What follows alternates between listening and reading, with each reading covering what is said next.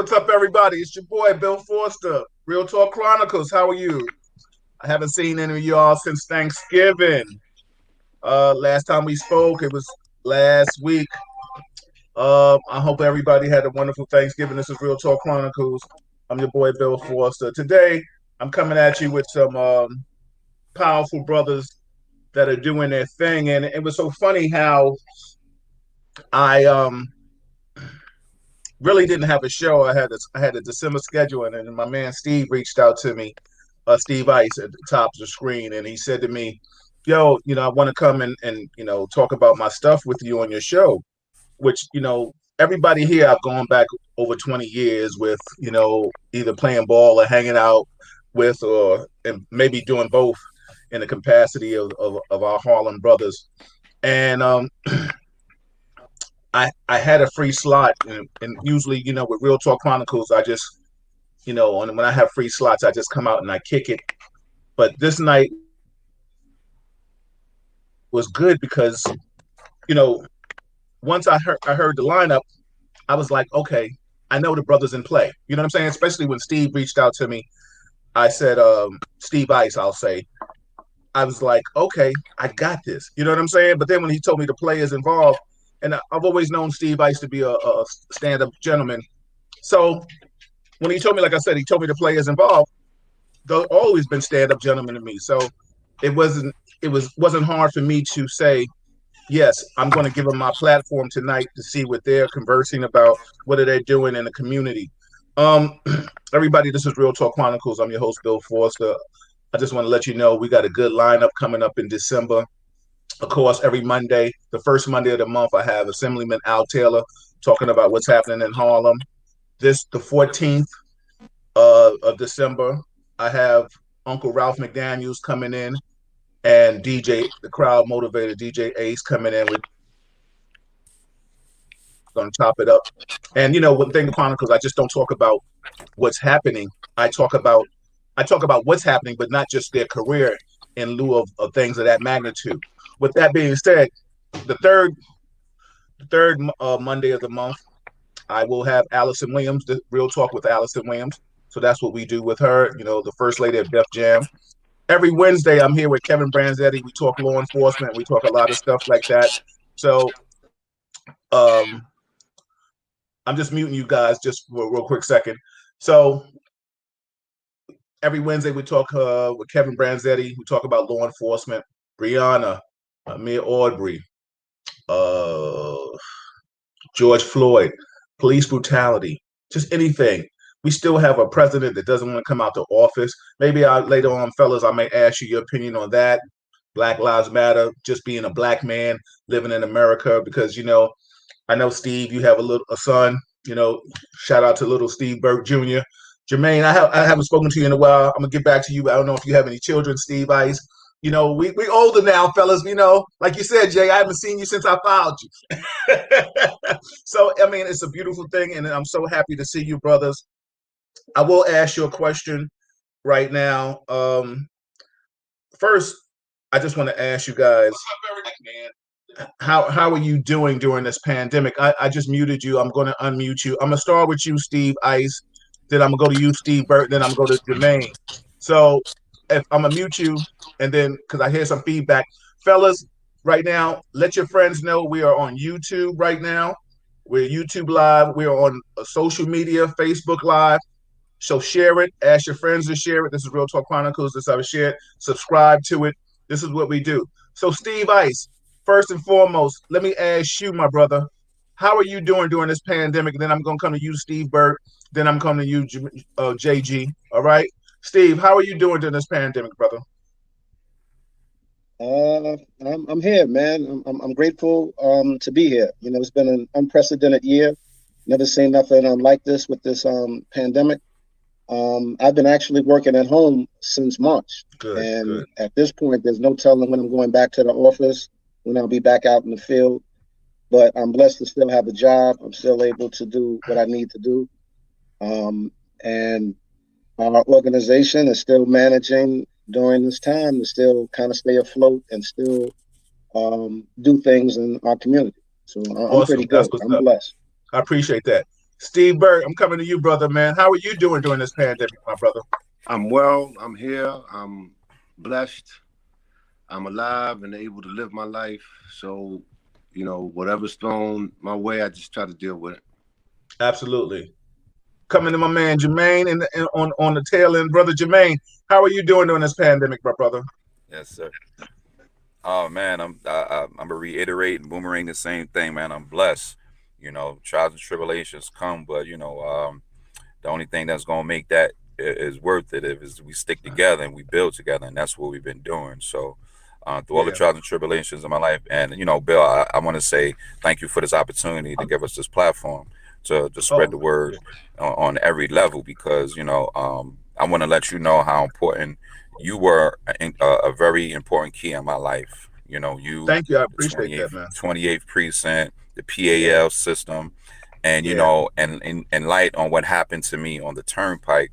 I always get yes, the question, am I anti-police? And I'm saying nah, because um I know some good brothers that wear that badge, some good yeah, men, yeah, who do the job the right way. So, despite what happened to me, I can't be anti-police because some of my best years playing street ball was because was y'all put me down in tournaments, the 28th yeah, precinct. You yeah, playing, man. you Birdie, Yeah, Baker. I all mean, the it, whole it was crew. Yeah, man. yeah, man. So I want to say thank you for that, man. So part of me being a man today is partially because of you guys. So I want to thank you for I, that. I really appreciate that, and that's what it's all about. It's about positivity, and this is this is going to segue to what you guys are doing right now. Shout out to everybody that's chiming in. I see you. I appreciate you. Like I said, we're on YouTube. Tell a friend, and we're on Facebook Live right now. I have three dynamic brothers, and I'm glad Jermaine told that story. So we're going to get into that story, and I want Steve Burke to tell his story, and I want Steve Ice to tell his story. So I've dedicated this show to you guys tonight. But first and foremost, let's talk about the cause and the reasons. So Steve, since you reached out to me, tell us about your organization, and then we can go around and I can ask the gentleman. I'll go to Jermaine, and then I'll go to Steve Burt last. Tell me what caused you to start this organization that you have right now, and tell everybody what it is. Well, the Harlem All Stars, first and foremost, is a 501c nonprofit organization that we look to deal with underprivileged teenagers. We actually take them out of town, give them exposure to something other than New York, and meaning we take them to basketball tournaments. But a lot of these kids have never been out of town before, and all they Right, see is just New York, their block. So what right, we do is we take them a free trip, all expenses paid, and some of our kids actually have gotten into college behind this. Um, the movement has picked up, okay, and it was all started by one reason. We were trying to honor the former PAL director, Randy Bubba McGee. We wanted to do yes, something for him, for all the okay, work that he had did, during his time and being an influence on all of us. And then that hmm just led to a tournament, which led to, you know what, we want to do something more. I got to shout out my brother, Kevin McBride, who is one of the directors of the program that started this absolutely, thing with me. But we wanted to expand and we wanted to do something other than just basketball. So absolutely, we kind of reached out to brothers like Steve Burt, our head coach, Terrence Butter Brotnick, okay, um, Jermaine, we have a real nice staff of different brothers, but we all come from the same place, that yes, PAL. yes. So that's basically what we're doing. I'll let some of the fellas talk about the community service aspect, but Well, the sole I'm gonna reason stay with that, was Steve, because you delved into the promotional game, which I was like very big into. And Steve yes, Burt and I, we used to hang out at our famous spot Perks back in the days with brother Mike and the B, and the whole Perk family. I mean, that was where I knew I could see my brother Steve Burt after his career or before his career. You know what I'm saying? And Jermaine, let me ask you a question.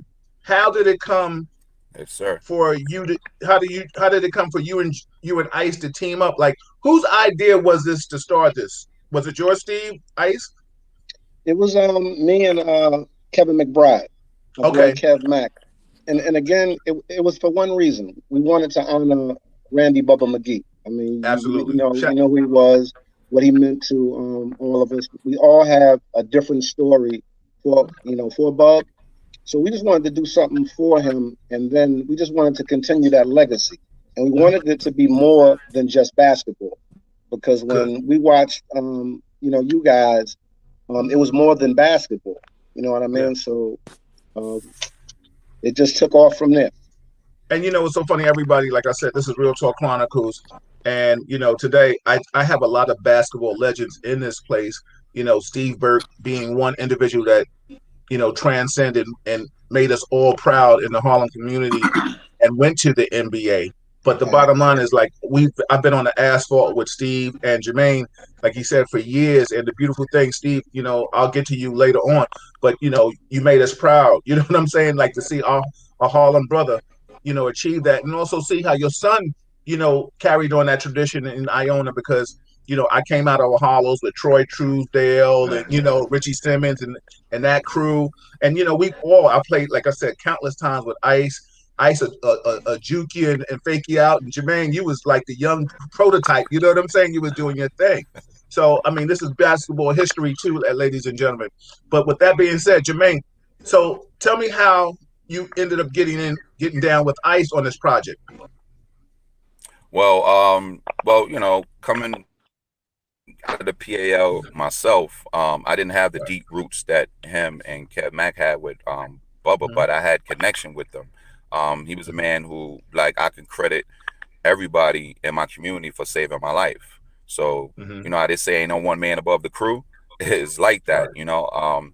to reiterate the conversation I had before, you know, playing for the PAL, the Police Athletic League.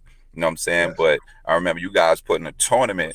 Y'all put teams in tournaments to where it was Yes. elite team. Ray Yes. Diaz, the Yes. GOAT, and other Mm-hmm. tournaments. And yeah, y'all anointed me to play with y'all. And Yeah. it was more like I had to be dedicated to something that was dedicated to me. Not only was y'all was police officer, y'all was good brothers in the community. You know what I'm Yeah. saying? Yeah. So it's just like, as I always say, one hand washes the other, both hand washes the face. And me and Steve just, like, he's one of my OGs, like Steve Bird, and so many people. Yes. I credit so many people with the survival of my life that because someone sacrificed for me, and it's only fair for me to give back and do the same.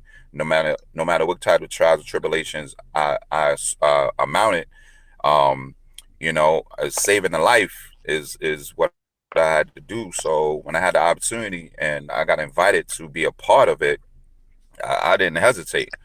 I didn't hesitate because I wouldn't be alive if it wasn't for certain people in my community. He wanted to see me do better. As Biggie would say, Absolutely. you're the crack rock or the jump shot. You know what I'm Yeah. saying? Yeah. So Yeah. I Yeah. just, Real talk. I went where them shoes fit, Yes, absolutely. That's and real thank talk, God. man. And I appreciate that, man.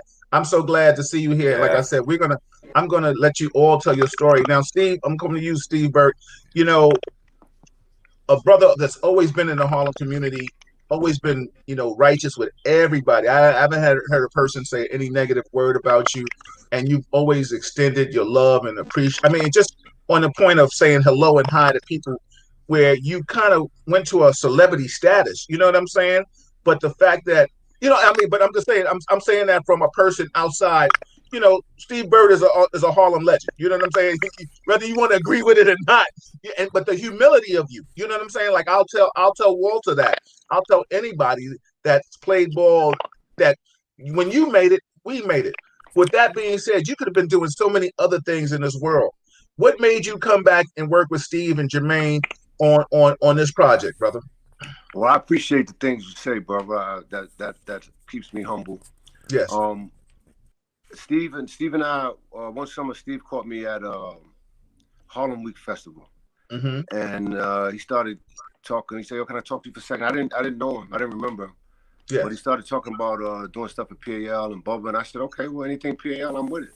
And Right. Bubba, Right. so I didn't think he was gonna get back to me, but he got back to me, and Bubba was alive at the time, Yes. and it was a great thing because Bubba touched so many people's lives, Yes. and it turned out he passed away the next year, and it made sense to keep going.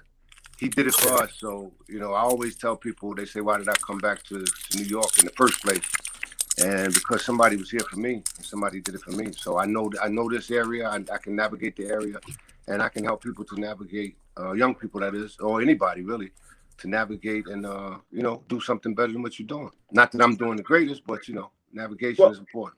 well, the beautiful thing about that is the fact that you're giving back, and humility is a one thing. It's just like what JG was saying about what we did at the 2-8. I mean, I have a martial arts background. It's all about humility. I'm a Harlem dude. So the bottom line is, I think all four of us here have humility, because when we walk down the street and people see us, they don't have anything but love for us. If you have anything other than that, then you're hating on us. And at this stage in our lives, who wants to look over their shoulder? I mean, as a black man, we're all about the evolution of our people.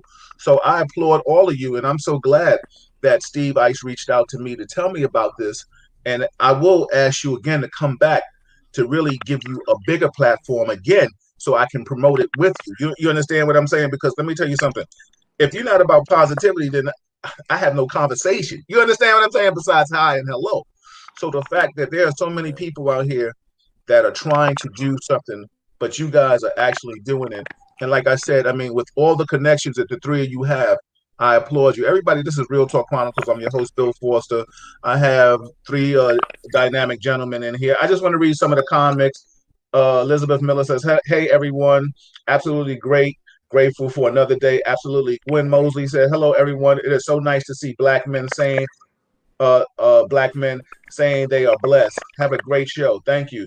My man Sean Goody Bills is in the building. He said, what's up, fellas? Good job. My man Mark Rose, he said, salute kings. So that's what's up, say brothers, and sisters, we about positivity right here. I guess Jermaine will come back in a minute. So Steve, how long has this been going on? Steve Ice, and then Steve Burt, you can pick up, and then we'll wait till Jermaine come back.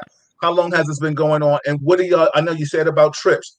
You said about a co-drive. So give us some insight, and then Steve Burt jump in after he finishes, please.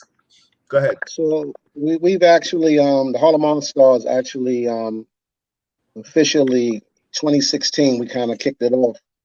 And we've actually traveled to places like West Virginia, South Carolina, Columbia, South Carolina, up to PA, upstate New York, and we've actually won 4 championships. No, I'm sorry, 5 championships in 4 years. We were on a definite roll, representing New York. But the other thing that we do, I just want to just touch base with, is the community service. It's very important to us to give back. We understand during this pandemic in particular, people are hurting. So we just did a holiday food drive where we fed over 150 seniors from the Canaan Baptist Church.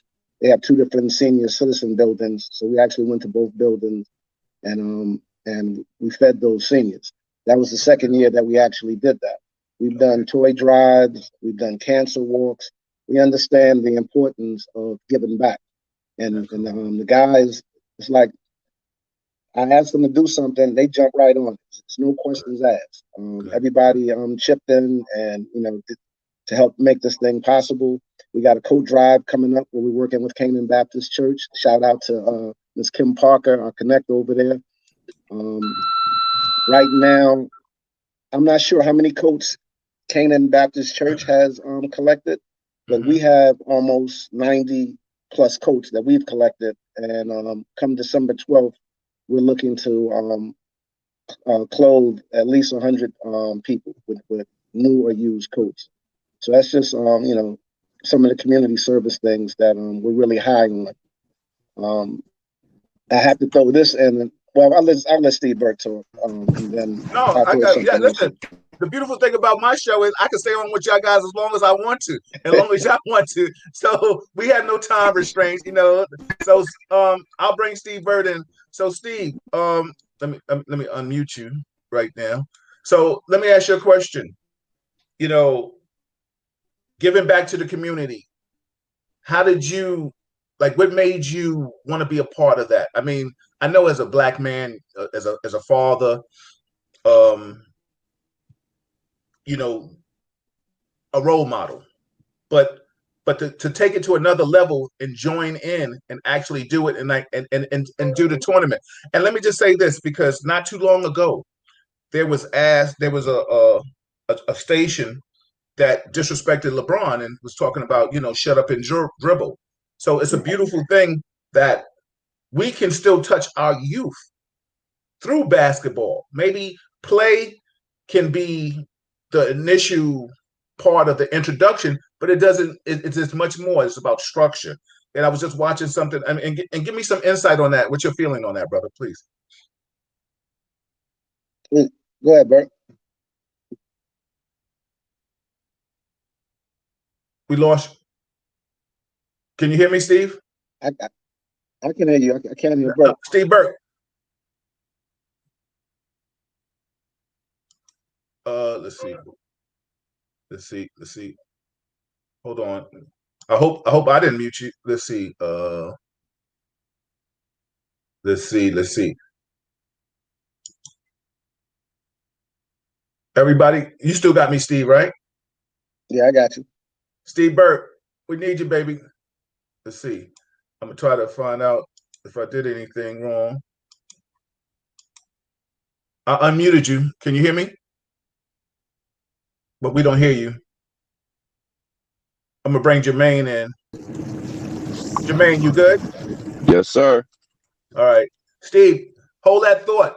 Remember that question. I'm gonna come back to you because we Gotcha. want to get your volume back up. Jermaine, Yes, sir.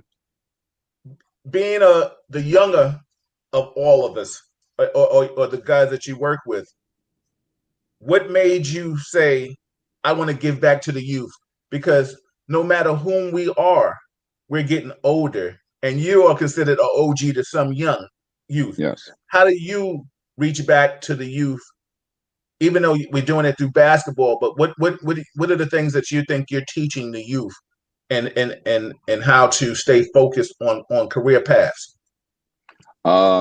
Discipline, Right. discipline, and letting them know how I got here. Like, and don't use my circumstances to go a different way. How to take your negative and turn it into a positive.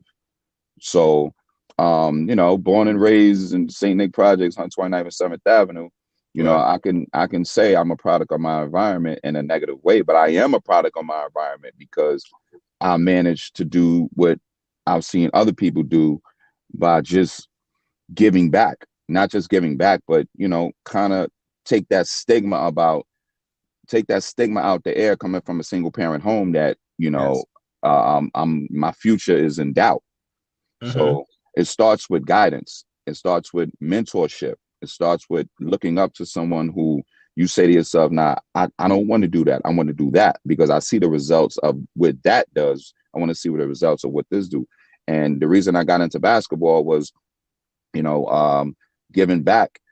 Steve Burt has done. He could have not been a part of this.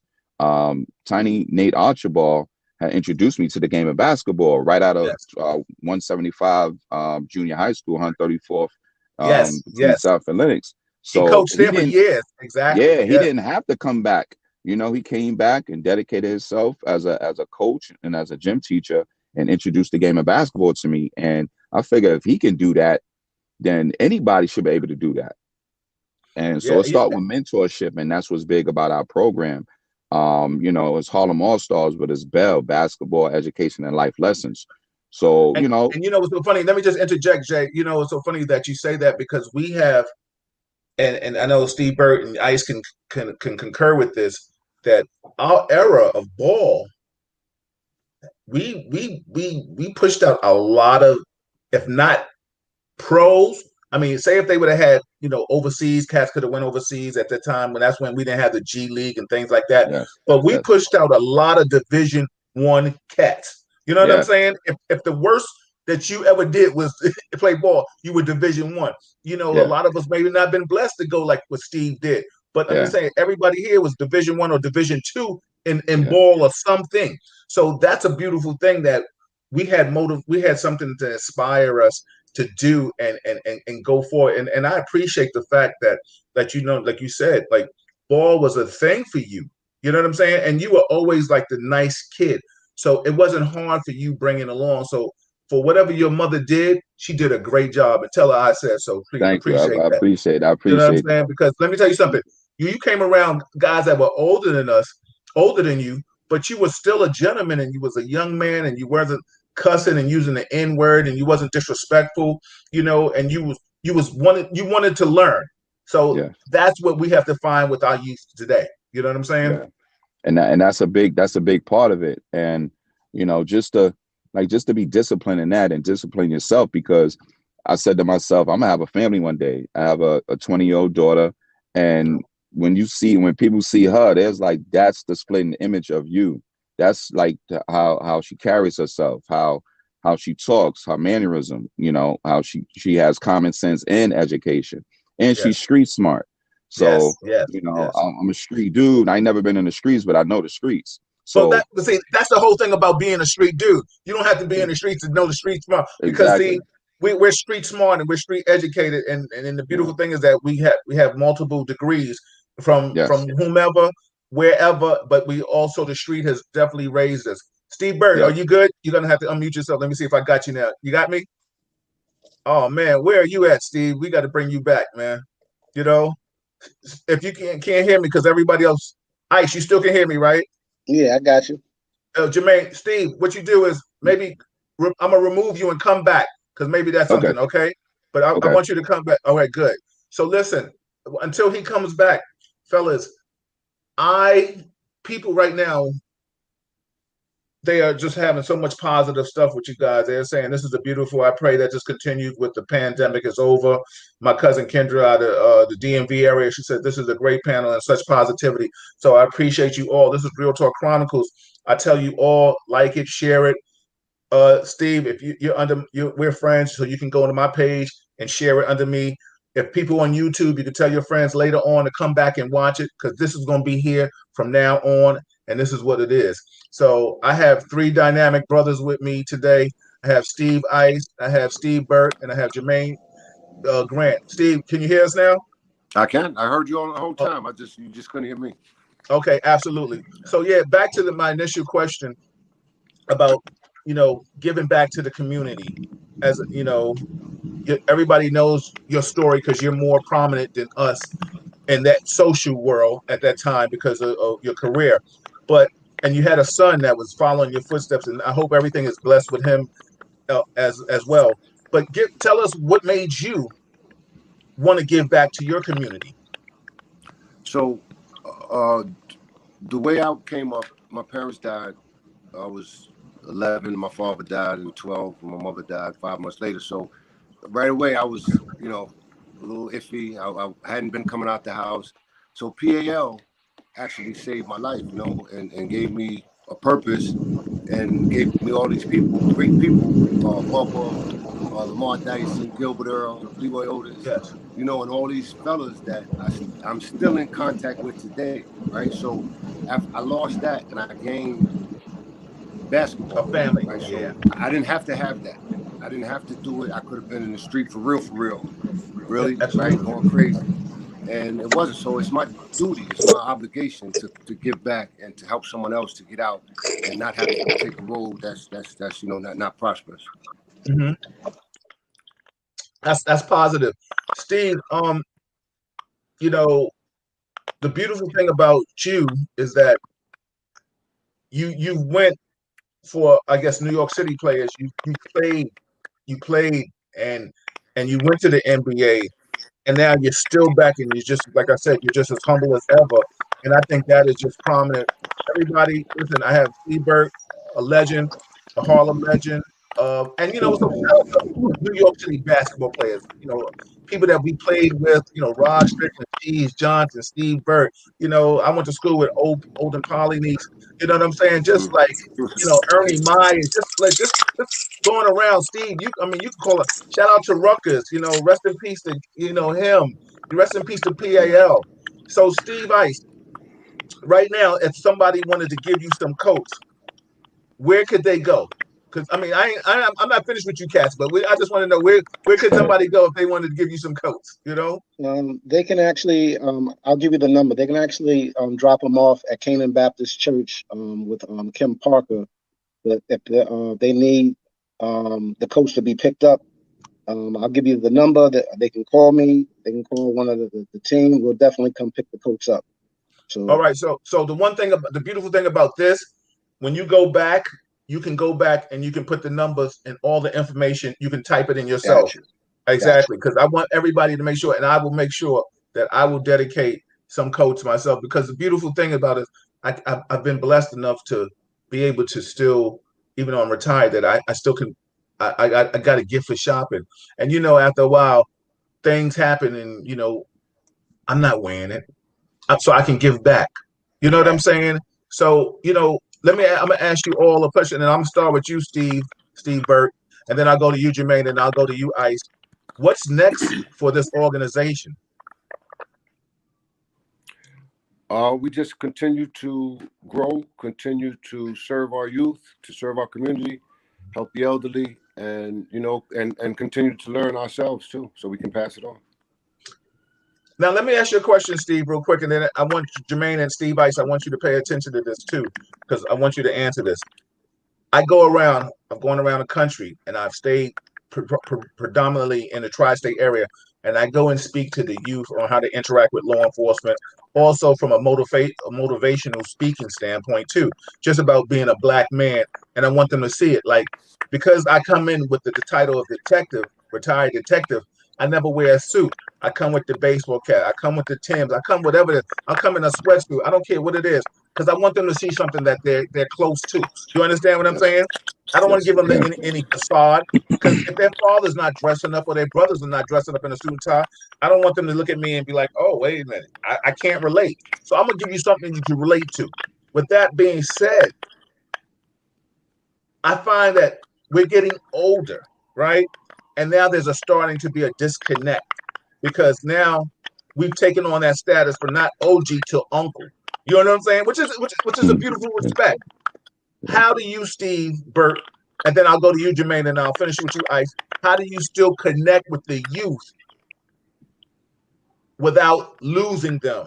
You know what I'm saying? Because I feel like we need that missing age, like that 22 to the 33. You know what I'm saying? Like, we got to get those guys involved. But I mean, give me So your insight on that. What do you think about that, Steve? what I try to do is stay. You have to stay with the youth in different generations, right? So you get the generation ahead of them, the generation ahead of that one. And if you got to go back 3 or 4 generations, then so be it. You start with whoever you can start with, and you move on back until you can touch the particular group that you're trying to touch, because we can't give up on them. We can't stop. There's no way to stop. No. I mean, I might be disconnected, but I'm not going to give up on you. I'm not going to go away from you. I'm still coming around you. Yeah. I might be out of touch, but I'm still be there for you and try to help. So, that's all. Well, Really, and you know what's so funny? I say that in with love when I say disconnect, because I'm saying what we listening to, they ain't listening to. I'm not listening, So that's what I I know mean what you by meant. disconnect. Yeah, Look, exactly. I work in a school, so I hear it every day. I hear it all the time. Exactly. Yeah. Like I take that status to OGs, and you know what I'm saying? And it is good. And it's a beautiful thing. And I'm glad, like I tell them, I said, listen, my parents told me I wouldn't live to be 25. Look at the hell that I became a police officer. I did the martial arts. I played ball with you cats. So, I have a family.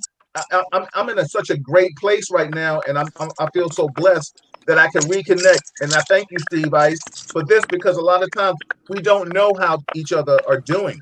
You understand what I'm saying? Unless we're working with each other. And that's why I had just asked Mike, shout out to Mike B. I said, yo, he put a picture up, and I was like, yo, how's Steve doing? He was like, yo, he's good. So it's good to see that. Jermaine, how do you connect? The same way. Just try to stay relevant. Try to stay with the times, and actually that's the beautiful thing about our foundation, and part of my other foundation, the Jersey Four, the four brothers that were shot in the Jersey Turnpike. Yeah. We try to keep the youth around us, so because they're going to be, and it's funny how you said we went from OGs to uncles, because that's what all the young dudes call. They be like, yo, what up, unc? What up? I'm like, oh shit, like, not OGs. So the title is different now, but Yes. it's salute because, but the one thing that we do, we are relatable. So Yes. we try to give them the same respect. So so it's not like we're over talking them. We give them a voice. We never take their voice away. So we just try to stay connect, and we try to teach them. We teach them exactly, like, because like every generation, they think they was here before, but we got to let them Right. know that we was really here, and Yeah. and, Yeah. and Yeah. we made it through.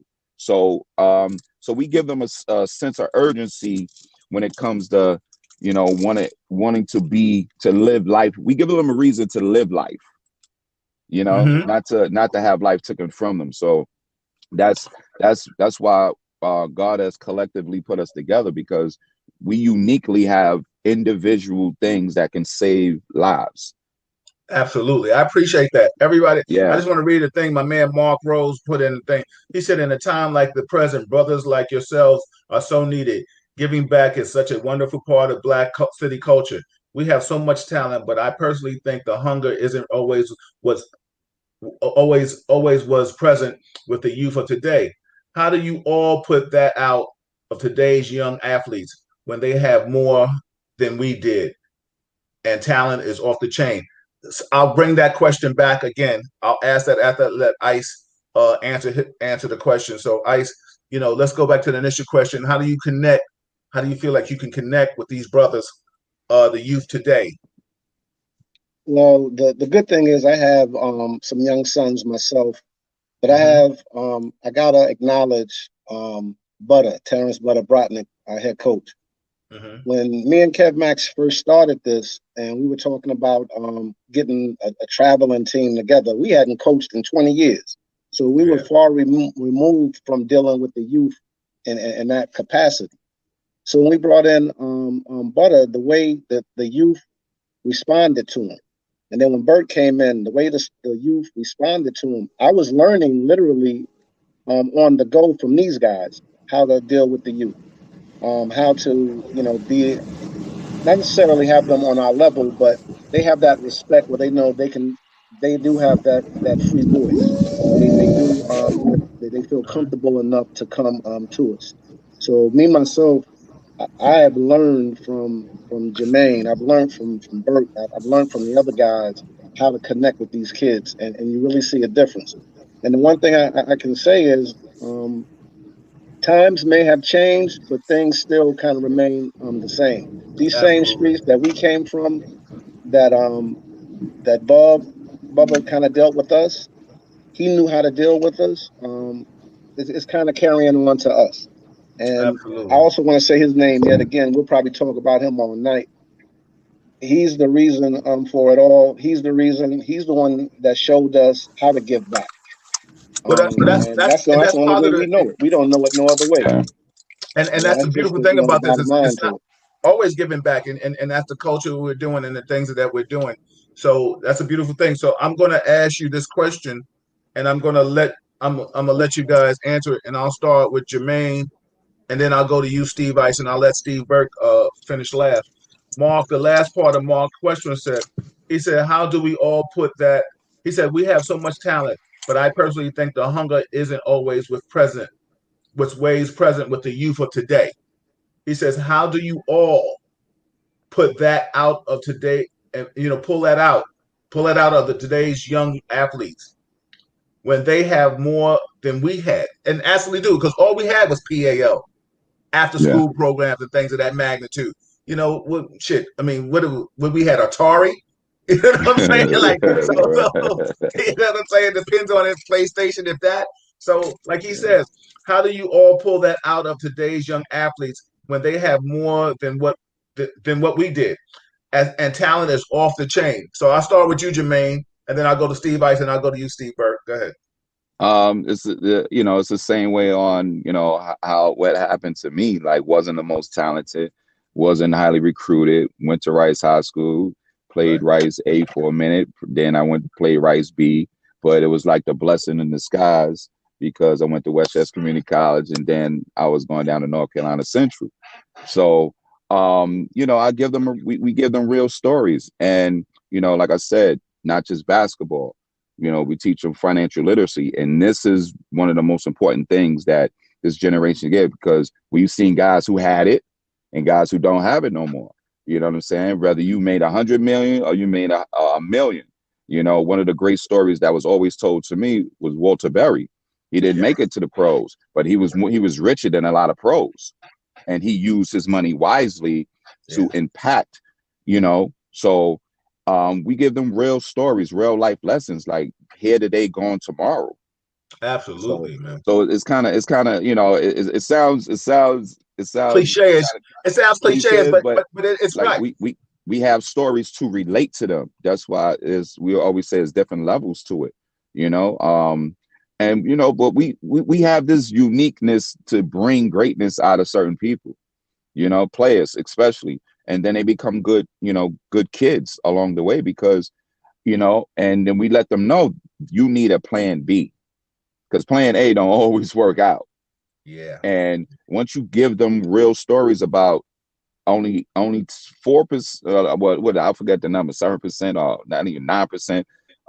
Only no, I'm sorry, 3% of players make it to the NBA, or even make it to Division 1 or NAIA or Division 3. Yeah. People are not that blessed and fortunate. So you have to give them real stories about what can happen today and what can't happen tomorrow. Absolutely. So that's positive. And what's so funny? I'm coming to you, Steve, but I tell the kids all the time, like when I speak to them, and what's your fallback plan? I always ask kids when I start off my lectures, I say, what do you want to be? And then, if a kid says he wants to be an athlete and things, or a rapper or whatever he wants to be, I said, what's your fallback? You know what I'm saying? Because the bottom line is, if you break your leg, if you get hit, what happens next? So you always need a fallback, and that's a good thing. Steve Ice? Well, I'm gonna come a little differently. I know you just said that the kids today have more than we had, and I'm gonna kind of disagree on one extent. Because we didn't have social media, we had to interact with one another. Right. We had to build relationships with one another. These teens today, the youth today, are so disconnected because of the social media. They don't have to necessarily, deal with one another. And I kind of saw that when we first were starting out. When I was playing ball, the one thing that basketball did for me, I could travel to any block. Any one of these blocks in Harlem, I had no beef, no problem, because they knew me from playing ball. They knew I was from PAL. But that kid is cool. He's all right. These kids today, you live on 129th Street, you can't go to 130th Street because you got beef on 2 blocks over. Yeah. So trying to, I guess our story is telling these kids how it really is. And as Jermaine also mentioned, a lot of these kids are not going to make the pros. We know that. Steve Bird is our gym that we all look to, who actually made it. The average kid is not going to make it. So the good thing about our program is you're looking at these positive brothers. I work for the Department of Transportation. You know what Bert does. You know what Jermaine does. Kev Mack, Homeland Security.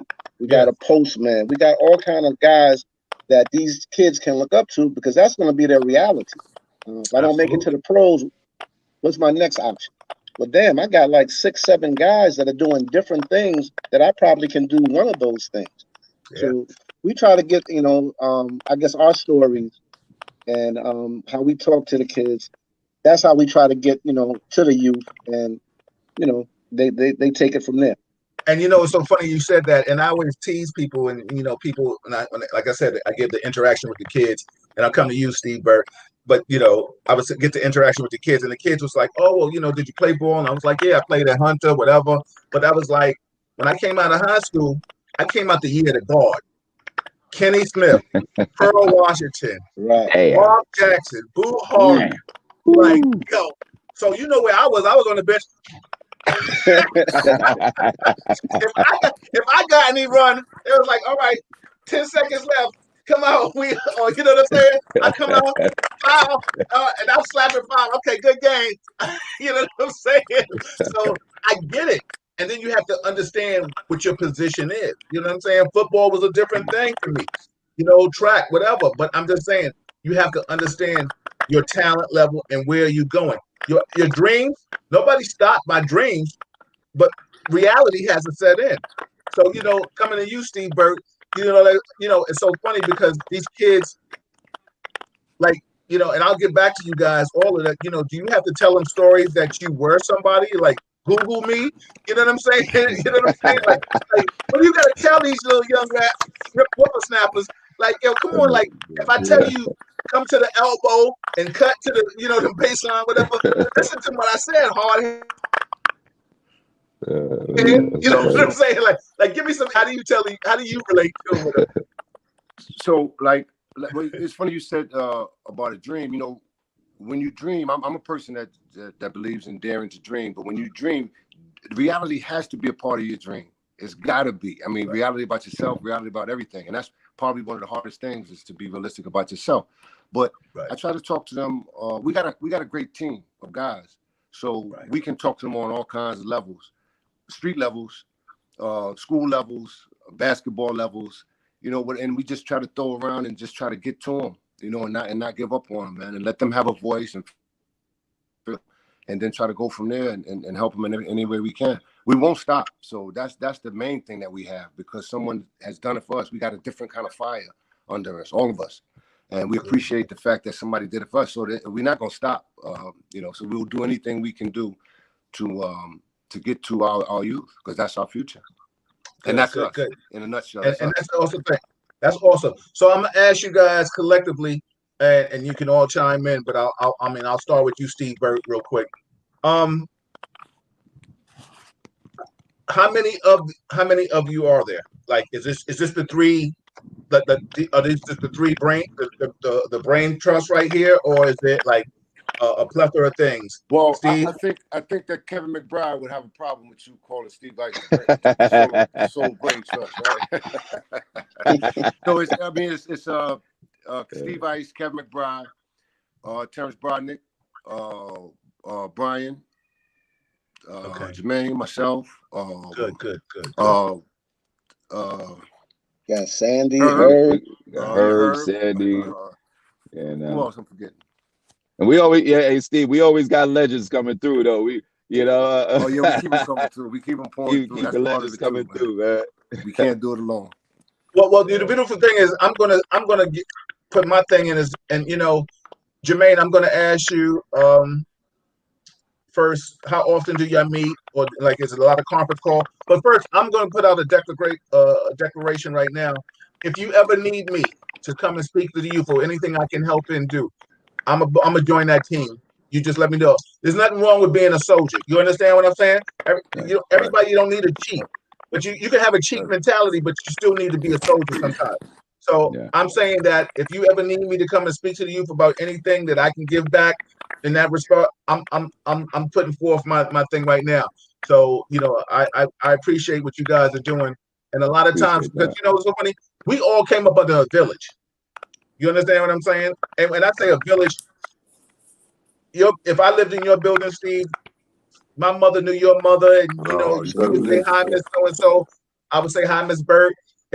How dare you let my mother carry bags, and your mother knew that, and you didn't help? You know what I'm saying? There was consequences and repercussions with that shit. You know what I'm saying? And vice versa.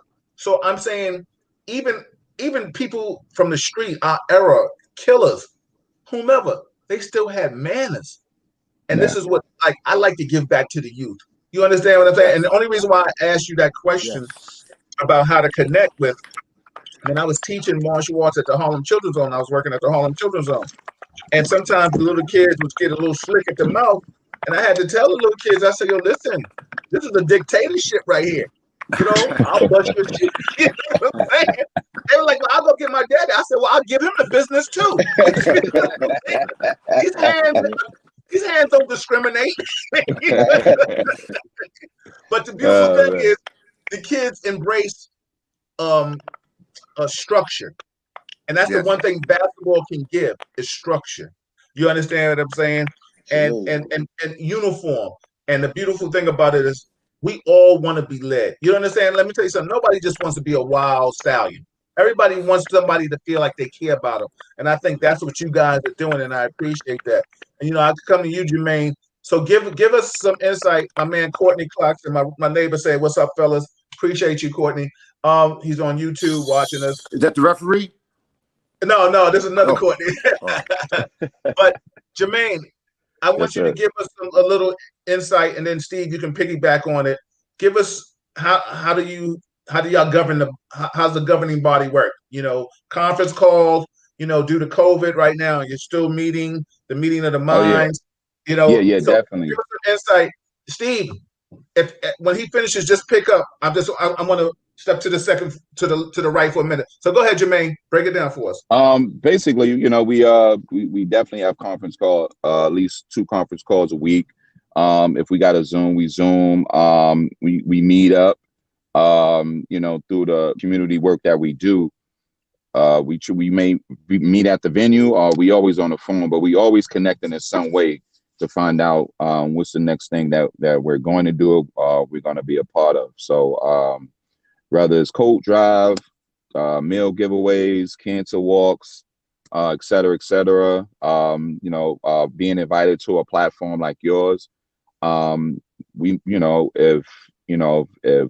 we all can't be a part of it, then we make sure at least one or two, or at least one, represent, because we all represent this brand very well, and we are a brand. So yeah, we definitely we keep each other close as far as conversation. If one person can't get 4 or 5, then we on the phone, just keeping connected. So that's what we're doing now. Even during this pandemic, it hasn't stopped, because God has definitely given us a different way to do things, and it's been working. So we stay connected.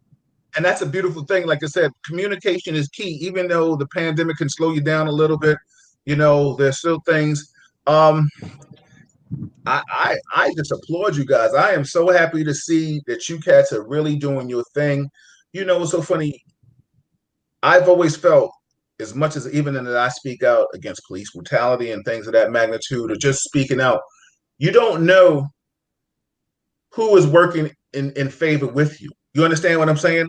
So that's why I said, if you ever need me, let me know, because the bottom line is people always want to do their own thing, but they're not trying to join a band. You understand what I'm saying?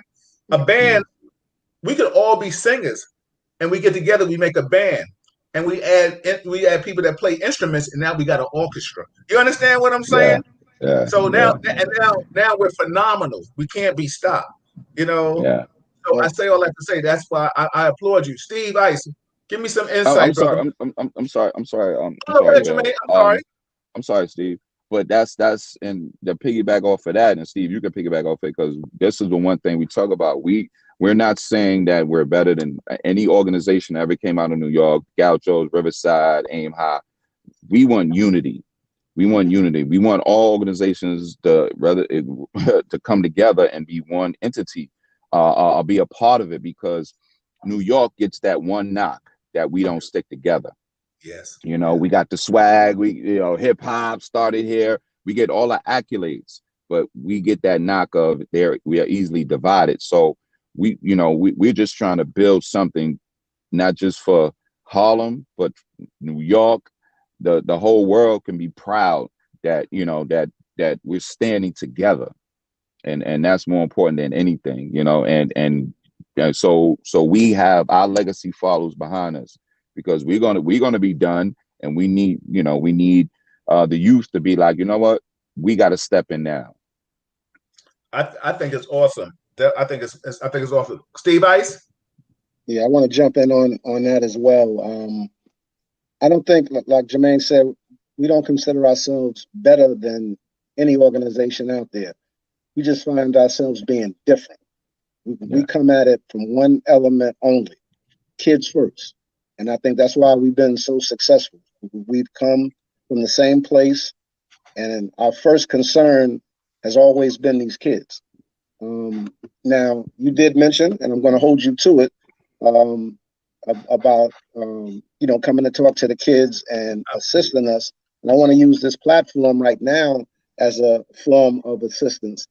The one problem that our organization has faced from day one, which is kind of unbelievable to me, is getting gym space.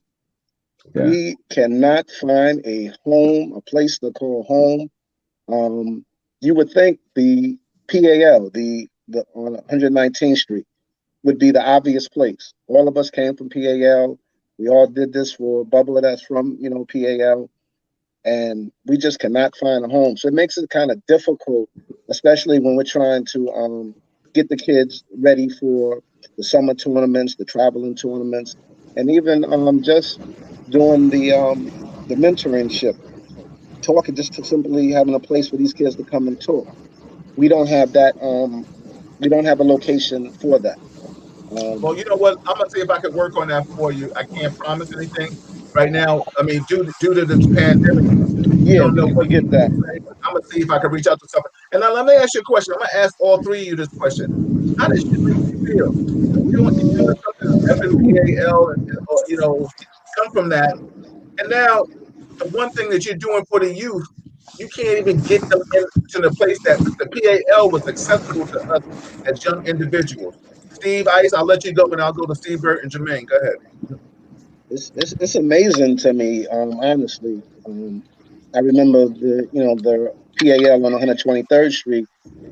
Those doors would be open at 11 o'clock at night to keep us off the streets. That would let us go play ball. Or all go up to the gym. Um, to have so many locations in Harlem, and for us not to be able to find a home, um, it's kind of disheartening. But we're going to keep striving. Nothing's going to stop this ship from sailing. That's our model.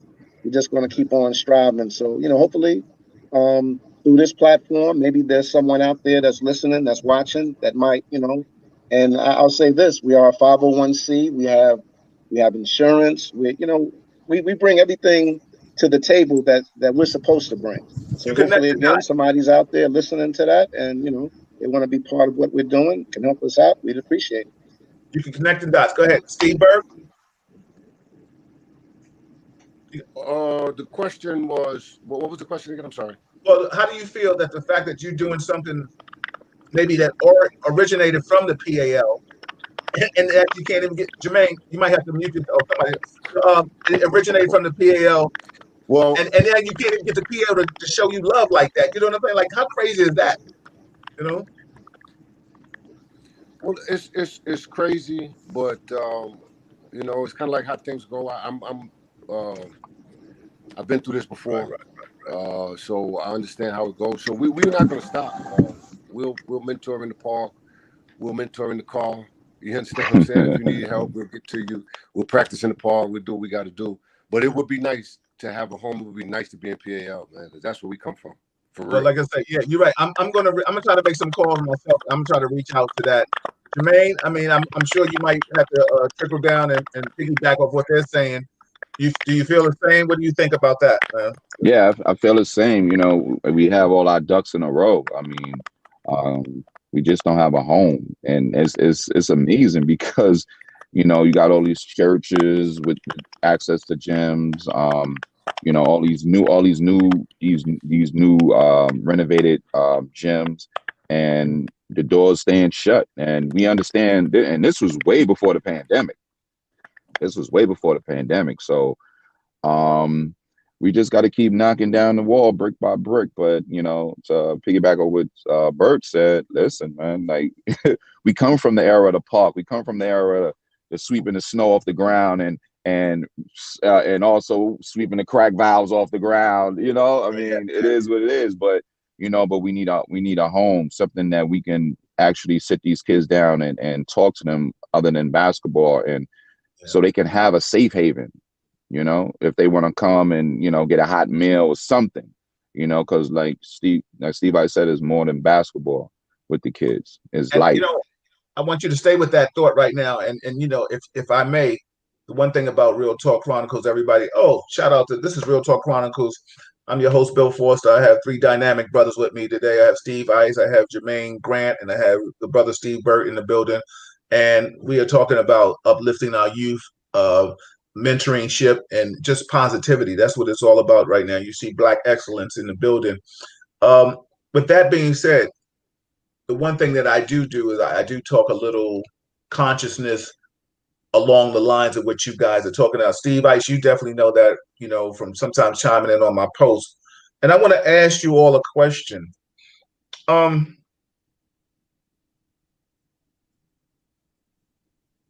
police brutality, and I'll start with you, Jermaine, because you have a story that I think people need to hear real quick, if you can articulate it in any fashion you want to, um, about men of color being treated different. We're going to play this. We're going to play the word game right now.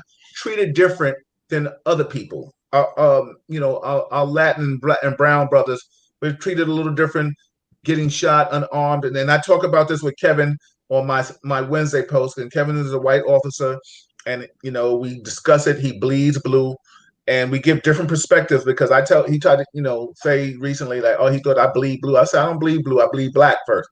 I'm black. You know what I'm saying? And that, Jermaine, that goes back to what you initially said in the beginning of how we was black officers that you was playing with, you was hanging out with. So there was a sense of like, well, wait a minute, that's police. They cool. You know what I'm saying? Like, it's a different thing, And like I said, Steve Burke, you may not even knew that. We up in our spot, we doing what I do because there was no reason to show that because I was B from Harlem. You know what I'm saying? That's what it was. Yeah. I say all that to say, like, Jermaine, if you want to tell your story, or you want me to go around and ask the guys their opinion first. Well, real quick, Jermaine Grant, I was one of the 4 young men that was shot on the Jersey Turnpike in 1998, which sparks the term racial profiling on the Jersey Turnpike. Anyone who drove that Jersey Turnpike, even to this day, it's sketchy. You're gonna get pulled over. Me, Danny Reyes, Rayshawn Brown, and Keyshawn Moore. Unfortunately, in the incident, we got pulled over by 2 white state troopers on racial profiling. And I always tell people, I thought I was going to get shot in the hood. Like, I thought I was going to get shot street justice. I never thought I was going to get shot going to an institute of higher learning, like getting out the hood, going away. So I was shot 4 times. Through the grace of God, I survived. Shattered my kneecap. I shot in the arm, the back, the rib. Bullet grazed my head. One of the most high-profile cases in American history. Had the late great Johnny Cochran, the whole Dream Team, Peter Neufeld, Barry Shack, and through that, we there was a lot of discovery, falsifying records, pulling minorities over, but writing a ticket as white. And, the state got charged with falsifying records and attempted murder and aggravated assault. Absolutely. So through that, laws has changed. There's dash cams in every car from New York all the way to the South. It wasn't none before our case. That was part of the lawsuit. And it was a blessing in disguise, I say, on the weight of our back. I always say I never understood what Malcolm X and Martin Luther King and our fallen leaders had to go through, but now I understand, being a martyr now, like being someone who has to speak up against not just racial profiling. I don't call it police brutality. I call it abuse of power. Yes. Because that's what it boils down to. Like I said, I can't discredit every cop, on the force. There's some good people who do good things for the community. And, and yes, get back home to their families a safe way, but they don't do it with negative intent. Exactly. So, it was a lot, but and our story is very unique because we actually, a lot of the Breonna Taylors, the Mike Browns, the Amadou Diallos, et cetera, they can't tell their story. You know what I'm saying? So we actually had, we had the opportunity to tell our story from our version, and nothing changed. Had we would tragically come to an end that night, it would have been their word, not ours. Yeah. So, and we keep that fight up. So this would, this brings me back to taking my negative and turning into a positive. Mentally, emotionally, and physically, a lot of things happen, but it didn't deter me from who I was as a human being and how I was raised. And let me just interject for a second. Just to tell you, when most of the brothers that you played with us in the 2A, when we heard that, we were devastated, brother. It just killed us, the fact that you hang out with cops and then you get shot by, law enforcement. So it was just a sad state. in our minds and our feelings and what we couldn't do to help you doing that thing. I'm going to go on to I'm just going to ask you this question, and then I'm going to go to the other Steves. Okay. Do you share your story with the youth sometimes? Oh, definitely, all the time. Okay, good. I'm a guest speaker myself. Along with other things that I indulge in. Um, but yeah, all the time, my voice will help somebody, even to this day, Absolutely. because Absolutely. people still, we were a very unique situation where people vouch for us, people champion for us, coming from the Hmm. neighborhoods we came from, knowing our parents, knowing structurally going back to our childhood, Yes. elementary, Yes. high school, et cetera, et cetera. Did they provoke? Did they do this? They live in these neighborhoods. They have to have some type of tarnish on their background. But no, the investigation shift, and that's how all these indictments came about, because there was no negative on our background. And that's why I tell kids today, as we tell kids, never burn a bridge, because you never know when you're going to have to cross them again. Absolutely. And Respect. and like I said, I don't paint every officer with a bad paintbrush. But I do. There is a problem, though. The problem, in Absolutely. my opinion, is not just police brutality, but it's abuse of power. Because Absolutely. I know some security guards that act like they're police officers. It is just like, come on, man, you got to turn it off, bro. You got to turn it off. Yeah, And yeah, and yeah, yeah. that's Bring that's it down part of some. Yeah, yeah, yeah, yeah. for real. And that's part of the blessings, because I can tell that I've never encountered that with you guys. Leaving the gym, seeing you guys in uniform, you would see not just me, but other brothers like, and Steve Eisenberg can say, like, oh, if you see it, and if you see another cop harassing us, you be like, nah, not them. They cool. You know what I'm saying? And it kind of resonate, because the respect actually was given back. Even if a dude was doing something wrong, he'd be like, yo, they go officer, yo, that's Officer Foster, man. Yo, chill, man. Put that away. That's all, yo, man. Because he with a Yes. supervisor, don't want to make it seem like he's not doing his job, but it was a level of respect that was given back. Yeah. Yeah. So, And but that's positive. It's so funny. One day I'm gonna ask all three of you if you want to, but definitely you, Jermaine, to come back when I'm doing no something with doubt. Kevin, because the bottom line is Kevin and I we go back and forth. It's love banter, because he was a former Yeah. officer with me in the 2-8, but I always try to get his white eye. You understand what I'm trying to say? Yeah. Because I need to see a white eye, and the beautiful thing is, if he can't give me a white eye, then the bottom line is we're not real having real talk. You know what I'm saying? Yeah. Because the one thing about real talk is it's about organic. It's about Yes. organic, being organic. If I can't ask you your personal feelings, and if you're not transparent, then what are we talking about? You know what I'm saying? Facts. It's like in a Facts. relationship with a lady, your wives or whomever you're dating. You know what I'm saying? If she asks you what's wrong, if you don't be like nothing, and then well, wait a minute. Yeah, well, I'm mad. You know what I'm saying? Yeah. Like, Yeah. you did Yeah. something, I'm annoyed. So Steve Yeah. Ice, like, give me some insight, man. What do you think about just what's happening with the people, the youth, and people of color, and police brutality, and things of that? Man, what's your take on that? Well, I'm gonna piggyback on what Jermaine said. It's a lot of abuse of power. Um, there's no lack of accountability. Um, And all it takes, unfortunately, is a handful of officers to engage in that kind of, behavior, and it just puts a dark light on police officers. Now, I was fortunate to be playing ball with you guys, and there was something that happened one day at PS 180 that I'll never forget, where we used to always play ball at on, I think it was maybe Thursday nights. Yes. Um, we came in one day, and I think there was a captain or a lieutenant that was invited by you guys, and he came in and he saw us, and he started questioning, "What are they doing here? They got you guys got your guns laying around. What are they doing Yep. here?" And every one of you, single one of you guys, stood up for us. Like, nah, these are our brothers right here. They Yeah. good. Come Yeah. on, man. We don't Yeah. worry Yeah. about our guns. We don't worry about our shields. They're not here Yeah. for that. And Yeah. this captain, I forgot who he was. He kept going on and on with it. Like Yeah. he really He wanted caught us to feelings. leave. Like, He caught feelings over it. Yes, he did. yeah. Yeah. Yeah. But you guys kept saying how you trusted us, and that made me have a different look on you guys. and on police in general. Because I'm like, nah, those guys kind of really stood up for us. They not just using us to play ball. They really, kind of care about us. So I started looking at it a little differently. And like Jermaine said, I can't paint that picture on all police officers. It's just unfortunate that the ones that do, their dirt, it just makes it look bad for police officers in general. And then the other thing is, I always would say, and Bill, you can tell me your take on this. I would always question. There's 15 bad officers. I'll just say I'll throw that number out there. 15 bad officers in the 2-8, and everyone knows these cops are dirty officers, but then no one says nothing. Right. So does that make those officers that know these cops are doing this dirt?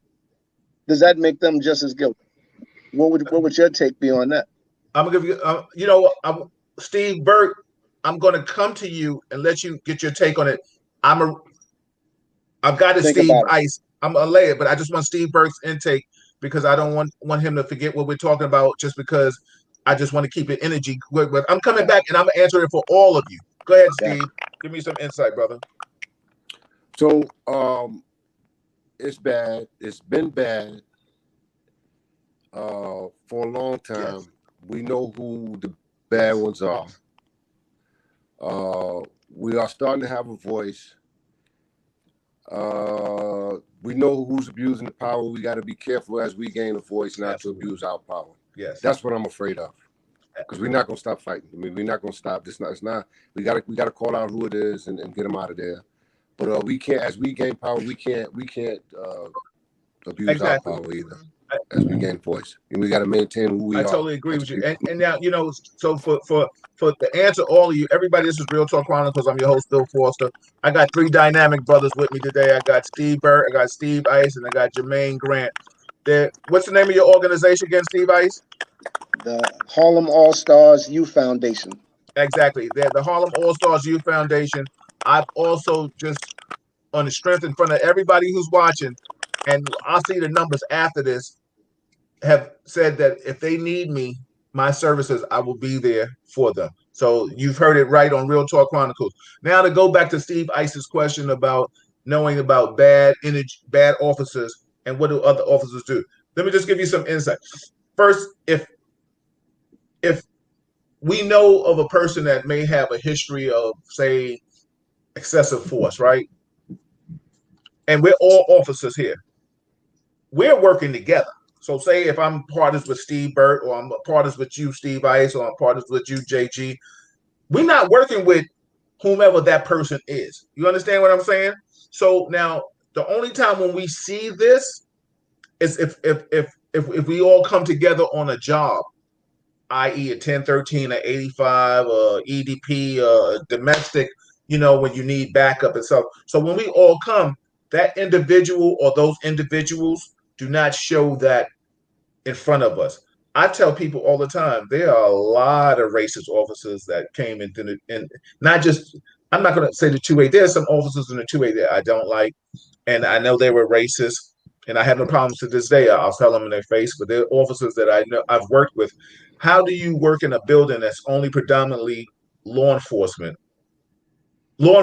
or civilian police personnel, and we walk down the hallway and it's just the 2 of us? And God bless you. And when you see me, you look the other way. And who's in this building but us? You understand what I'm saying? There's no way in hell. Like, we've all been on organized basketball teams or organized teams. We didn't get along with everybody on that team, but I still spoke to them. You understand what I'm trying to say? Like, it's just certain. We're not going to always get along with everybody.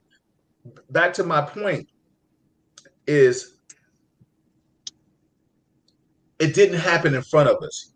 So officers don't, in essence, Steve, say, pick up the phone. Yo, listen, I know Steve Ice is a piece of shit. You know what I'm saying? I just know he's doing something wrong. What do you have the proof? I don't have the proof, but I just know it. You understand what I'm saying? So officers are not going to do that, me included. It's not going to happen on my watch. You understand what I'm saying? They pull you over. I'm on the scene. whomever, O'Malley, Sanchez, Johnson, they're not going to disrespect you if they have a history of that when I'm there. Because why? They don't want me to be confrontational.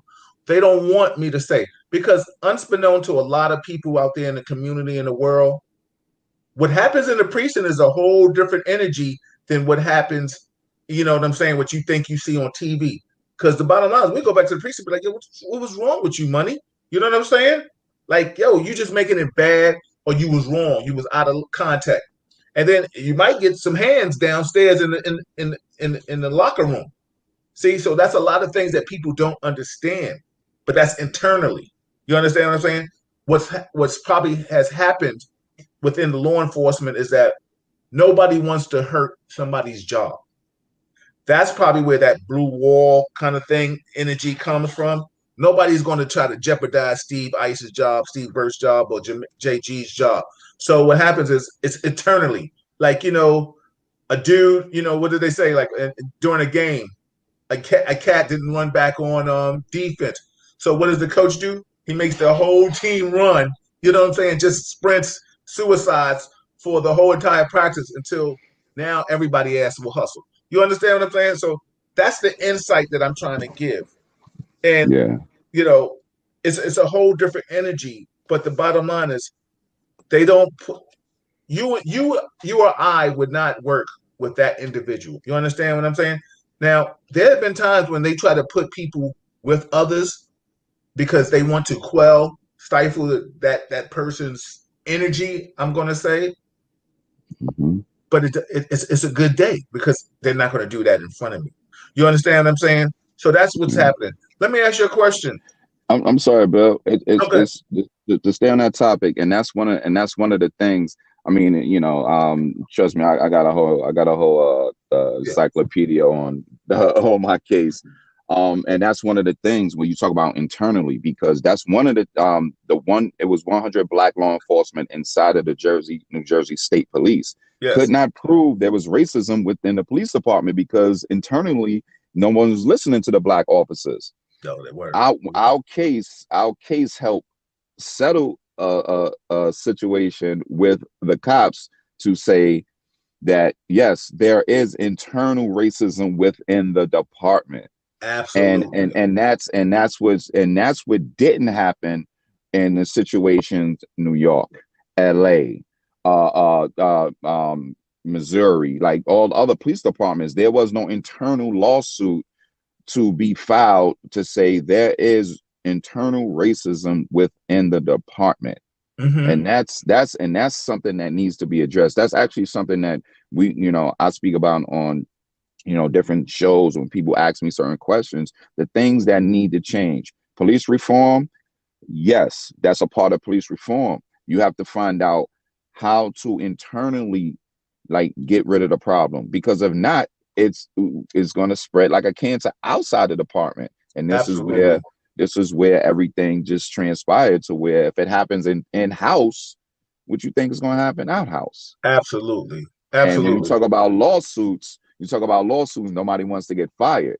So now there's we are implementing a law, or we're trying to get a law passed with Congress, falsifying records. You can be indicted for falsifying records. You can be indicted for abuse of power. You can, and we're not going to sue. Normally, you sue the city and then you sue the officer. No, you're suing the officer first to go after your pension. And that, and in my opinion, you don't want nobody to lose their livelihood. But if you act a certain way, we're going after you, the individual, first. Yes. And Yes. maybe these reforms will help, officers who just want to go John Wayne. Yeah, you're right. You know, It's a powerful discussion. I'm gonna come to you, Steve Burt, right there with this question, and Steve Ice and Jermaine, you can piggyback on it. You have a son. I don't know if nephews. I don't know the whole family history, but just in talking to these young black kids out here today, what do you feel and what do you tell them and how to interact with law enforcement? I mean, the bottom line is, Steve, you and I are still not removed.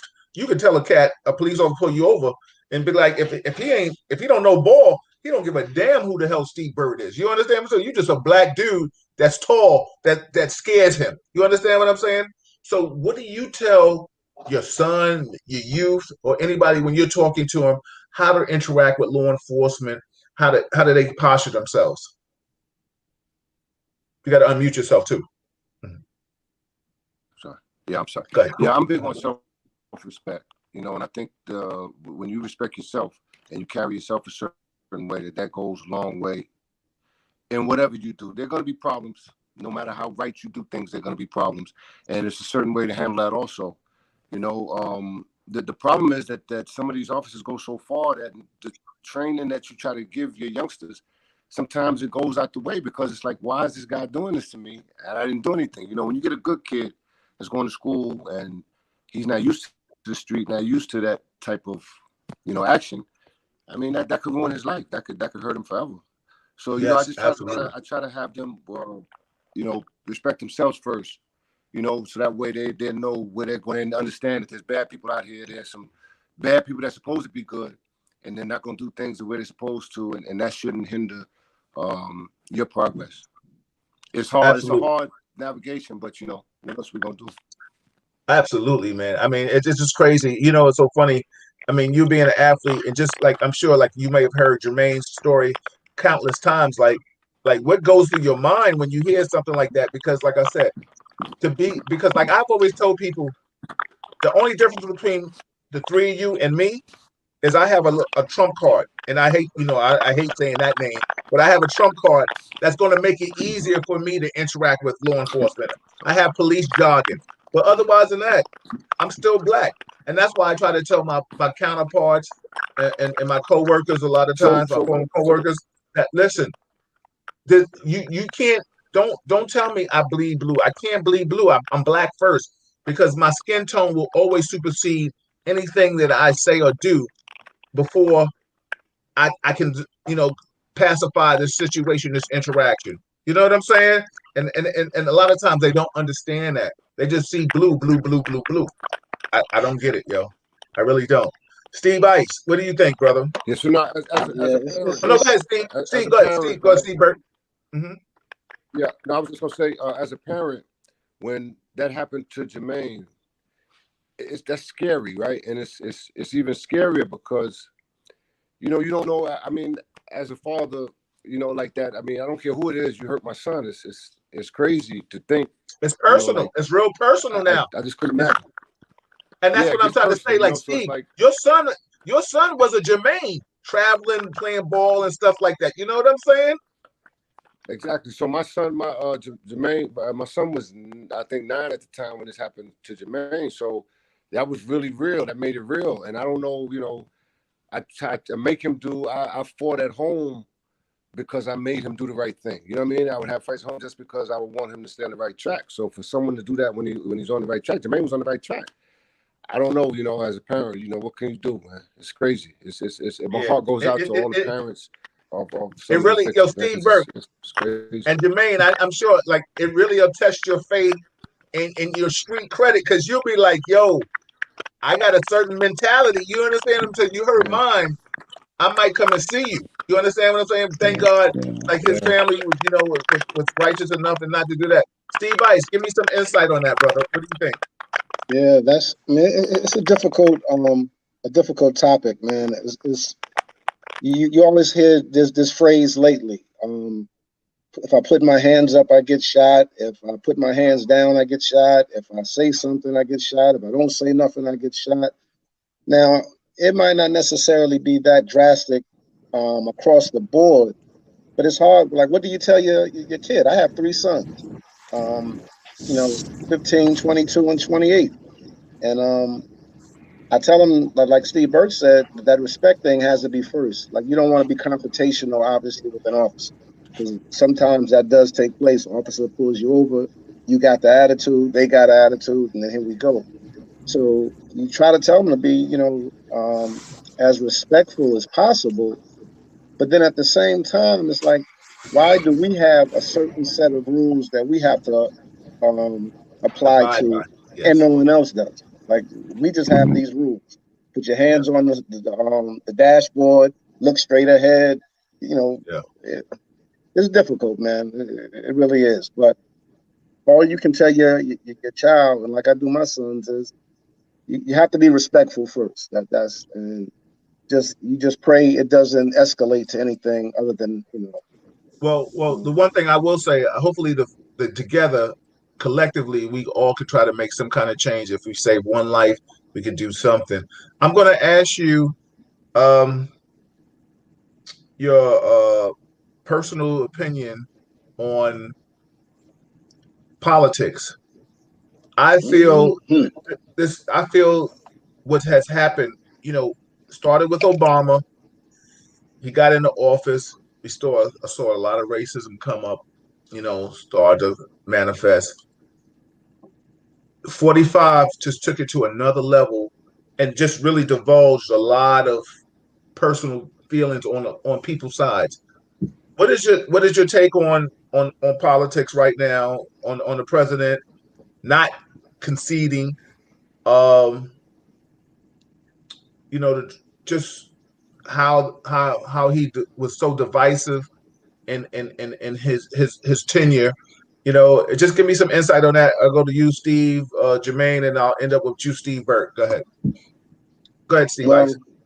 Well, I mean, obviously, I call him, the orange faced clown.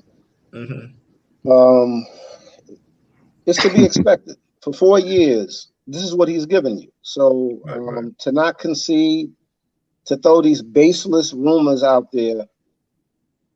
The sad part is we expected from him.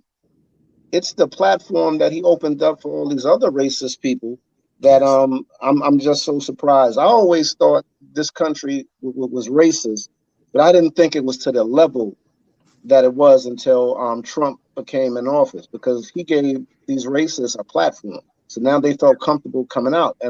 and they came out in droves.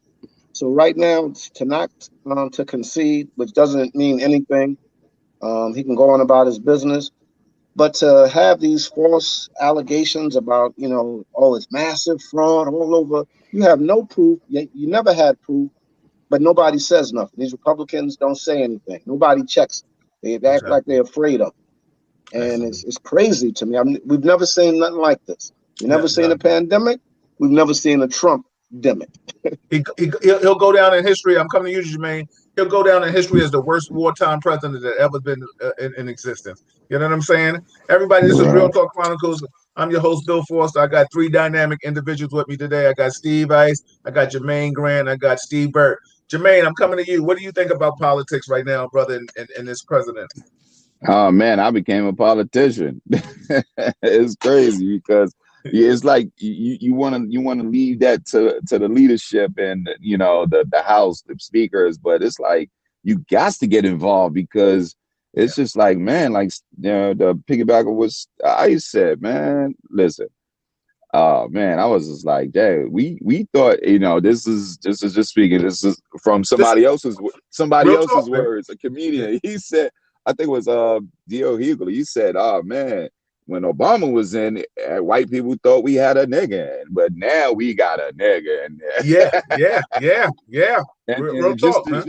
just to see his dictatorship, because if this pandemic happened under Obama or even Bush, man, we would never recover as black folks, No. as people of color, black and brown. We would never recover. But being that this happened, it's like, I don't know, it's ignorance. I hate to use that word, but No, damn, you can like use how it.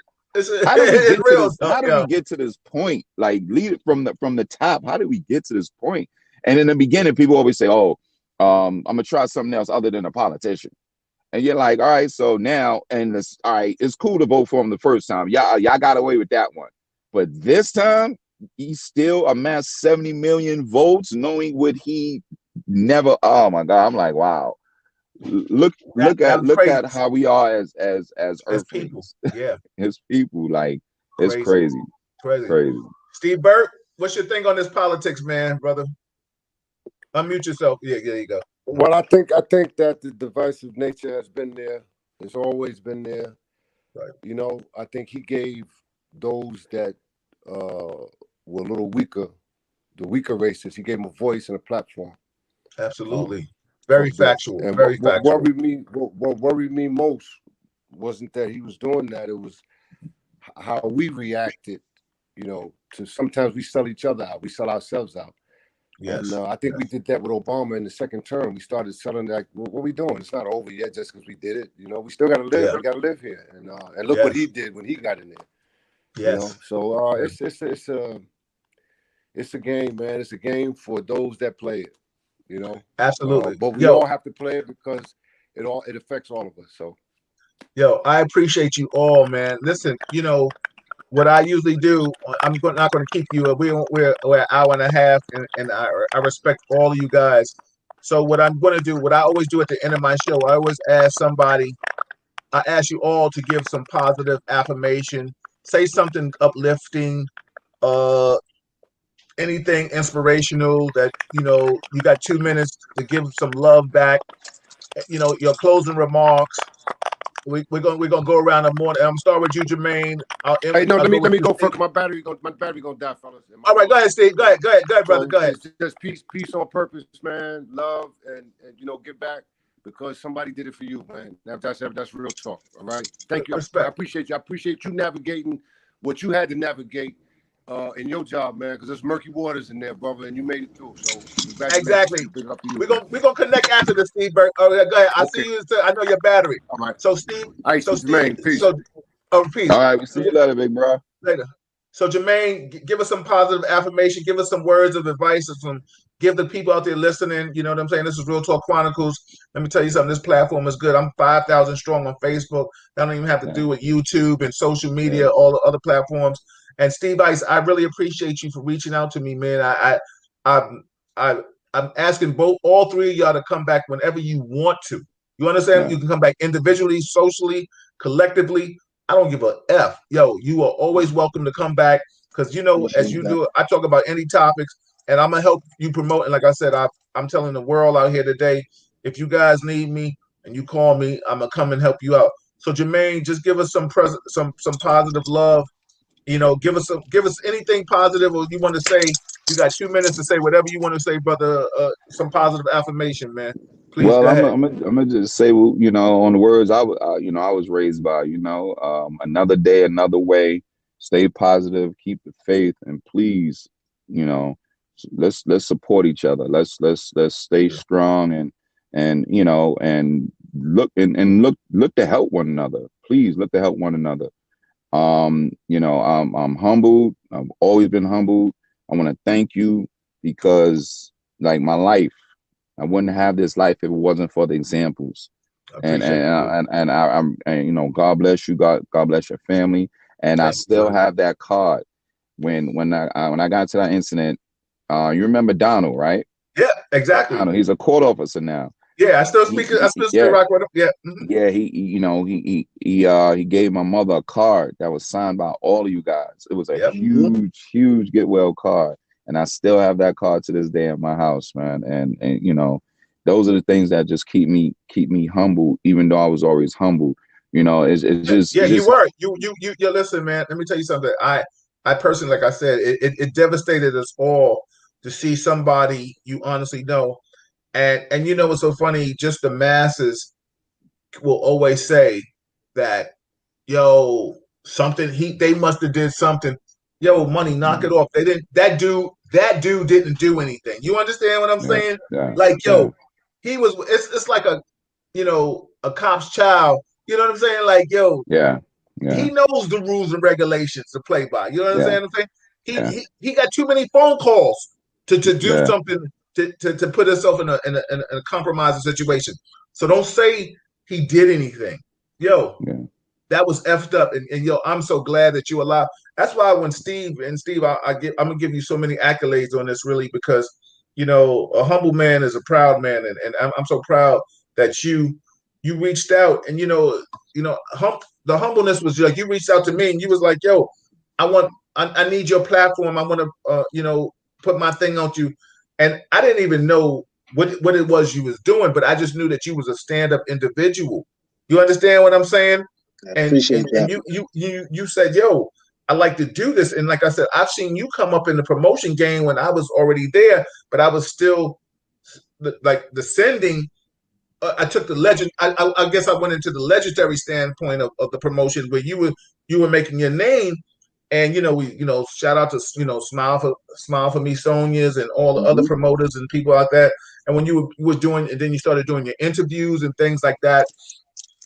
But I say all that to say that, the fact that you saw what I was doing and you felt it was worthy enough for you to want to get some kind of exposure, and you reached out to me, and it takes a humble man to ask for something. You understand what I'm saying? Because a lot of people, they on some, I'm saying, whatever.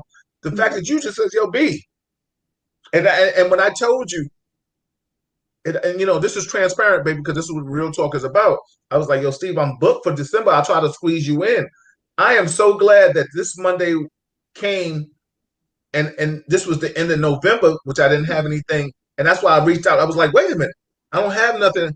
And you was like, yo, can I reach out to my people? And I was like, absolutely. And you ran down the panel, and I was just like, wow, like Steve is really doing some things. So I am so happy, appreciative that you reached out to me, and I'm so glad that I gave you this.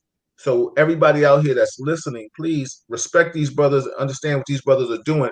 And I'm telling you, I'm inviting you guys back whenever you want to come. Just hit me up. When we go offline, I'm gonna give you all my personal number. We don't have to talk through social media no more. You know what I'm saying? Right, gotcha. We're supposed to connect. God is good because He brought us together with all this pandemic and this craziness that's happening. We are supposed to build. You know what I'm saying? And I tell people all the time, when people, not just people of color, just Latin people, white people, whomever, when people are doing the right thing, they try to keep us separated. Yeah. The negative people, we know where they are. They all together. You know what I'm saying? But when the positive people are trying to do something to uplift the community or whatever it is, or just collaborate on something positive, they separate and divide. They conquer and divide. And that's why the humility in me was like, yo, I'm with it. I'll come in and I'll be an Indian. I'll do whatever you guys, if I can, to help you. I'll try to reach out to some people to try to see if I can make some connections to get you a foundation, a home. Because the bottom line is, a home was ours when we were growing up. Yep. Imagine how we were. You remember when they cut our gym off? We was like, oh man, come on, Christmas. Who gives a damn? F Santa Claus. We want to play ball. You know what I'm saying? So I'm just saying, we was there, and we all have bonds and bonds together. That it was all peace and love. So yeah, Steve, man, please take us out with some positive love, man, and just you can say whatever you want to say, brother. Appreciate you. Yeah, well, I definitely ended off with first and foremost, appreciate you definitely without hesitation, inviting me and the guys, on your show. Yeah. I know you could have had anyone other than us on this show, but it was like no hesitation whatsoever. And then to give us, like you said, the whole show, the platform to speak, this speaks in volumes. You can't put a price tag on it to me. Been friends for years, and I'm proud to say that. Yeah, absolutely. I don't say that with everyone, but no doubt. During the years, may not see you, but when we do see each other, it's like love. Yeah, it was just yesterday. Yeah, it's love. Love is love. Real talk. Yeah. But I'll leave it on this note, man. Everyone that's out there listening, get involved in something, in your community. Get involved in politics. Get involved with your seniors. Listen to the youth. They got something to say. But just get involved. You don't have to do nothing major in terms of putting out $1 million, but just your time, effort, and energy. Get involved in something in your community. It'll make your community in New York City much more positive. Absolutely. Everybody, this is Real Talk Chronicles. I've had 3 dynamic brothers with me today. I had Steve Ice, I had Jermaine Grant, I had Steve Burton in the building. Fellas, tell people if they want to reach you in helping of this organization, Steve or Jermaine, whomever wants to talk about it, give them some information. How can they reach you? Where can they reach you at? Go ahead, Steve, Jermaine, whoever. Well, the first thing, we're working on our website as we speak, but for my wife builds websites, so you might have to holler at her. You know what I'm saying? See, Oh, in all this okay. time we've been waiting, Jermaine. For real. Like you But said, yeah, God is No, answering. He's talking. So yeah, yeah, we might yeah, have this conversation. But yeah. at this point, you can reach us at Harlem All Stars YF 123 at yahoo.com. And you can reach me at 347-432-3911. Again, our website, we're working on it, and now we really may be seriously working on it with Bill and his wife. But Yeah, yeah. Let me tell you those are something. the quickest ways to reach us for any support, any donations, that kind. And with us, remember, it's always the kids first. Absolutely. Jermaine, you good? yeah, Jersey for the Jersey for on Instagram. Uh numbers 917-280-6580. You contact me at jermainegrand@gmail.com. Um, that's it. And we working on other links to so we Let me just can ask you before we go, and I'm sorry to piggyback on it. yes. The four, the Jersey Four. How are the other guys doing? How are they? They okay? Oh, they blessed. We are doing well. We actually finishing up a documentary. We actually working with Carmelo Anthony and his Creative Seven film company, trying to work on a deal, whether it's through Hulu, Netflix, whether it's going to be a webisode, whether it's going to be a feature film. Even though it happened in 1998, it took time. We've been down several roads where situations didn't work out, and just help us become more businessmen, more business minded, to where it is going to allow us to give back a little bit more instead of being taken advantage of. Listen, I'm going to extend the olive branch to you guys. Um, if you're not doing anything Wednesday, you can come back, tell your story. Steve, it's good to have a different opinion. We can talk it up. The four of us, along with Kevin, Steve Okay. Ice, and Jermaine, we could talk about police. You could tell your story more in Yeah, we love that. detail and stuff like that. So if you guys want to do that when we sidebar, you're more than welcome to come back and we can talk in detail about that situation because Wednesday I concentrate a lot on police brutality and things of that matter. And I think Okay. people need to hear your story, Jermaine. And Steve, I think people need to hear your insight as a father, as a black man, and as a man that still walks his way and still can get thrown to the ground, as I Yeah. can too. You understand what I'm Yeah. saying? So, Yes.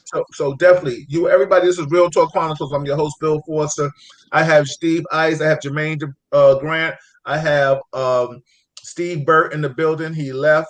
Shout out to the Harlem legend. This is it's a beautiful show. I'm so glad that I had this time to rock with these brothers.